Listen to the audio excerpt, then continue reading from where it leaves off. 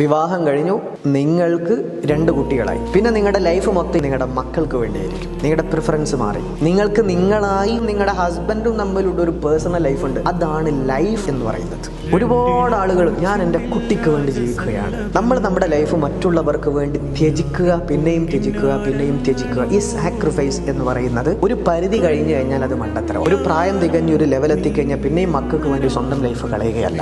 നിങ്ങളും നിങ്ങളുടെ ഹസ്ബൻഡും തമ്മിലുള്ള ലൈഫാണ് ലൈഫ് എന്ന് പറഞ്ഞാൽ. ജീവിതത്തിൽ ആര് വന്നോട്ടെ, മക്കൾ അതിനുശേഷം വന്നതാണ്. പല പല സംഗതികളും അതിനുശേഷം വരും. പക്ഷെ അതൊന്നുമല്ല നമ്മുടെ ഫസ്റ്റ് പ്രിഫറൻസ് ആവേണ്ടത്. പക്ഷെ 90% ആകുന്നത് ഒരു കുഞ്ഞായി കഴിഞ്ഞാൽ പിന്നെ ഇയാളുടെ ജീവിതം കുട്ടിക്ക് വേണ്ടി, ഇവളുടെ ജീവിതം കുട്ടിക്ക് വേണ്ടി. നിങ്ങൾ നിങ്ങളുടെ ഹസ്ബൻഡിന്, നിങ്ങളുടെ ഹസ്ബൻഡ് നിങ്ങൾക്ക് വേണ്ടി, നിങ്ങൾക്കിടയിലുള്ളൊരു ഒരു ലൈഫുണ്ട്.